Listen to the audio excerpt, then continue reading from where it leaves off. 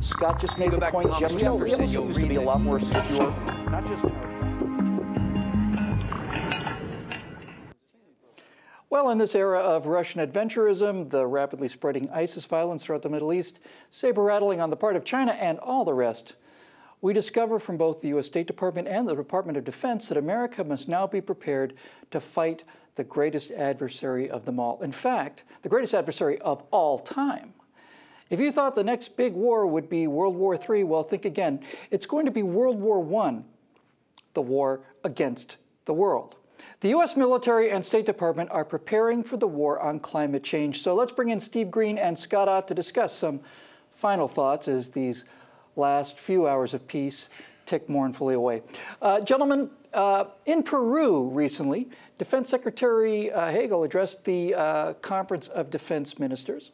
He outlined U.S. plans to prepare for the coming environmental onslaught. Quoting a Pentagon report here, coastal military installations that are vulnerable to flooding will need to be altered. Humanitarian assistance missions will be more frequent in the face of intense natural disasters.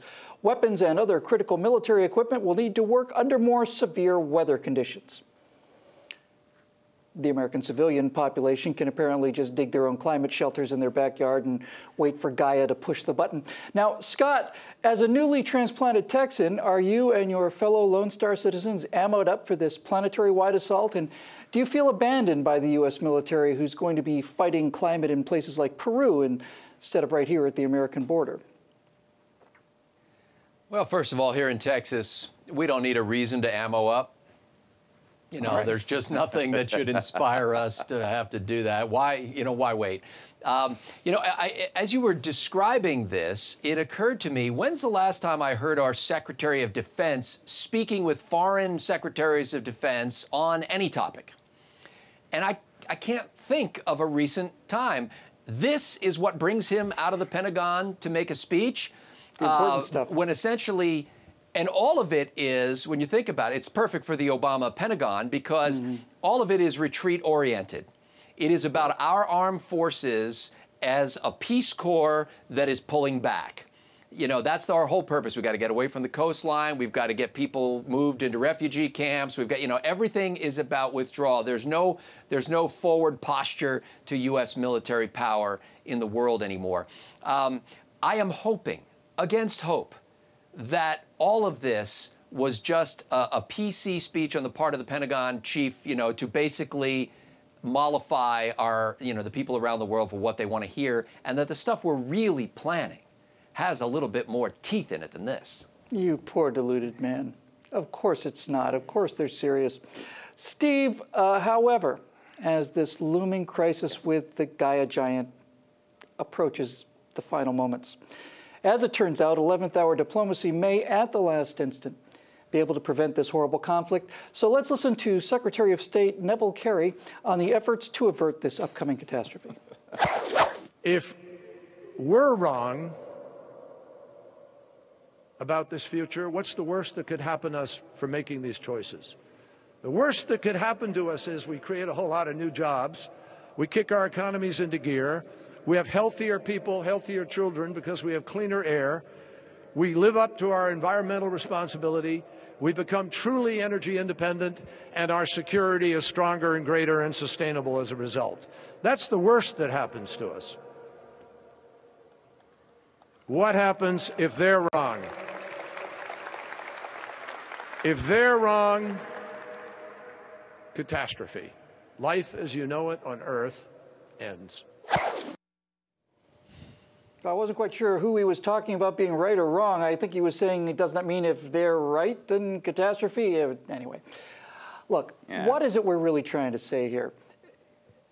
You just heard John Kerry say that this is the best way to get to all this groovy stuff. Isn't the best way, Secretary Kerry, to energy independence, new jobs, and kicking the economy into high gear and all the rest? Isn't that being better served by using the actual energy reserves that are under our feet instead of wasting another $1 trillion for Solyndra-style boondoggles for renewable energy sources that might, on a sunny and windy day, provide for maybe 5 or 10% of our total energy needs, Steve? Isn't that maybe the worst that could go wrong, is that we would lose that opportunity and just chase this chimera for the next 100 years?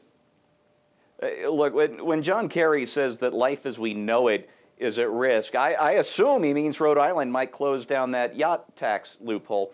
But like, there's something here. Sorry. There's a myth here, a lie. It's a lie, and we've been hearing it for years, that needs to be put to rest once and for all, and that is a job. Any job is some sort of unalloyed good, and it's not. When you create a job that doesn't actually produce wealth, you are destroying the net wealth of a country. And the only ways to produce wealth are you have to farm it, you have to extract it from the earth, you have to manufacture it, or you have to engineer it. Anything else is parasitical at best and wealth destroying at worst. So when we talk about spending $1 trillion or whatever it is that we're going to spend on non-wealth producing jobs, all you're doing is taking money from wealth producers, giving it to wealth destroyers, and making all of us poorer except for the parasites and the looters. That's a fact. Don't believe those lies anymore, please. That's the worst that could happen. That's what they always say. What's the worst that could happen? We get green power. No, the worst that could happen is we ruin the economy to chase something that doesn't work. That's the worst that could happen. Well, my friends, we have to start my conclusion by saying that I am, of course, not a highly trained government expert, which is why I can still reason and come to logical conclusions. When global temperatures stopped rising almost 20 years ago, and this evening out of global warming disproved all of their computer models, well, something had to be done. So global warming became climate change. Now, the progressive movement is about the destruction of capitalism, period. And the progressives in power will use any pretext they can to destroy the assets of capitalism. One of the greatest assets is the most powerful military in the history of the world. And so this is just the latest attempt to turn them from a deadly fighting force designed to kill the enemies of freedom and turn them into code pink, or code green, as the case may be. For PJTV, I'm Bill Whittle.